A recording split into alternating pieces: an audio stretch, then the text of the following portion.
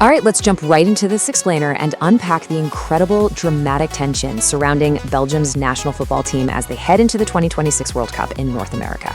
This is a team caught right smack in the middle of two totally distinct eras. We're looking at the fading twilight of an absolutely iconic generation and the dawn of a completely new one. 65. Just let that number sink in for a second. That represents the staggering amount of months Belgium spent ranked as the #1 team in the entire world. Yet the tragic irony of Belgian football is that across all those months sitting at the absolute summit, they never won a single major trophy. Honestly, it's the ultimate story of unfulfilled potential. So, here's our game plan for today. We're going to look at the shadow of that golden generation, the arrival of coach Rudy Garcia, their tactical speed and vulnerabilities, the key players you need to watch, their path through Group G, and finally, their realistic ceiling for the tournament. Let's get into it. Part 1, the golden generation's shadow. We really need to understand how the heavy burden of the past is shaping the mentality of the current squad. The long, fascinating arc of Belgian football history is kind of like a roller coaster. They've had distinct eras of success, peaking with that legendary 2018 squad that captured a phenomenal third-place finish in Russia. But following that incredible high watermark, the so-called golden generation hit a massive, very public wall. We have to rewind to the disastrous Qatar 2022 campaign. It wasn't just that they suffered a sensational group stage exit, it was exactly how it happened. The internal tensions spread like wildfire, specifically those very public tactical disagreements between superstars Kevin De Bruyne and Romelu Lukaku. It attracted intense global scrutiny. It truly felt like the bitter twilight of a generation just crumbling under massive pressure. Moving on to part 2, enter coach Rudy Garcia. The absolute crucial point here is how they rebounded from that utter collapse, which brings us directly to their new head coach. So Garcia was appointed in January 2025 after Domenico Tedesco's dismissal, and wow, he made an immediate impact. He successfully guided them to safety in the Nations League against Ukraine, but his man management, that was his real masterstroke. He quickly restored elite goalkeeper Thibaut Courtois to the squad after a bitter captaincy dispute and brilliantly brought in former star Eden Hazard as his assistant coach. That was a genius move to bridge the gap between the older veterans and the fresh young talent. And his leadership yielded immediate, undeniable results on the pitch. Garcia drove the team to a flawless, unbeaten qualifying run in UEFA Group J. They scored a massive 29 goals and comfortably booked their automatic ticket to North America.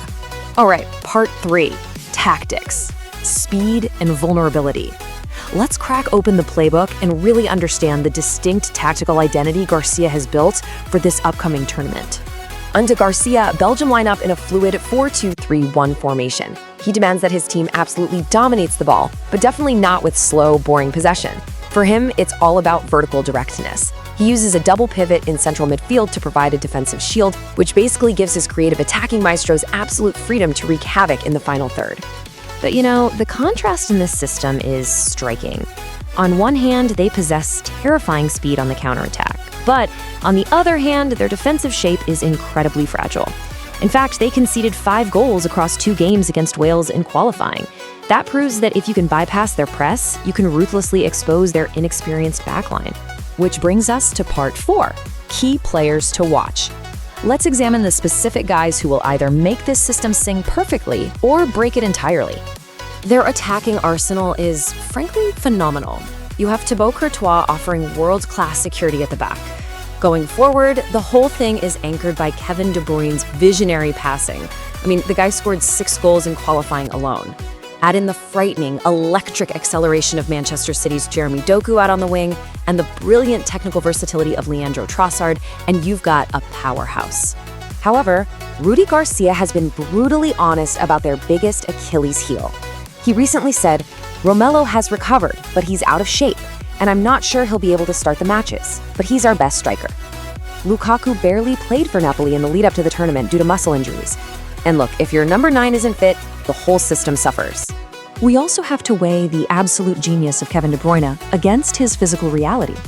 He is 34 years old now. He's coming off a season interrupted by hamstring injuries. In a condensed, physically exhausting tournament format, managing his workload game by game is going to be absolutely crucial, just as important as any tactic on the field. So, to protect that highly vulnerable backline we mentioned earlier, the midfield is vital. New captain Youri Tielemans and the physically dominant Amadou Onana must play perfectly in that midfield double pivot. They are literally the filter that protects composed defenders like Arthur Theate and Timothy Castagne from getting completely overrun. Part 5. Conquering Group G. How do these tactics and players actually stack up against their immediate competition in the tournament? Looking closely at Group G, Belgium are comfortably the highest-ranked team, sitting at 9th in the world, but pay close attention to Egypt. Led by Mohamed Salah and Omar Marmoush, Egypt possesses a lethal counterattack that will definitely test that fragile Belgian defense. Iran offers deep defensive discipline, and New Zealand brings raw physicality. But make no mistake, Belgium are the clear, overwhelming favorites here. And statistically, their dominance is crystal clear. Predictive models give the Red Devils a massive 85% chance of advancing out of the group. Barring some kind of historic collapse, they are for sure moving on. Plus, the new expanded 48-team tournament format makes the group stage much more forgiving. With the introduction of a new round of 32, even if Belgium somehow stumbles and finishes third in their group, their path to the knockout rounds is still highly probable. It's a huge safety net. Finally, Part 6, the realistic tournament ceiling. It's time to strip away all the hype, look at the cold hard facts, and analyze how far this team can actually go in North America. Honestly, their progression should be relatively smooth early on. Navigating Group G and the round of 32 is entirely expected. But a quarterfinal or semifinal matchup against global heavyweights like France, Spain, or Argentina, that is exactly where Belgium's brilliant offensive firepower is going to hit a very hard, very real defensive ceiling. A deep run to the semifinals is mathematically and historically possible for sure, but only if all these specific puzzle pieces fall perfectly into place. Think about it. Lukaku has to miraculously regain his fitness. De Bruyne has to completely avoid injury. Doku has to be untouchable on the wing, and the defense simply cannot have a catastrophic breakdown. That's a lot to ask. As they head over to North America, the pressure has really shifted. They are no longer the arrogant, outright favorites they were just a few years ago. And honestly, that might actually work in their favor. It leaves us to wonder, can this brilliant, fast, but ultimately flawed squad finally write the ultimate final chapter and turn their sheer talent into history? We can't wait to find out. Thanks for joining me on this explainer, and keep your eyes on the pitch.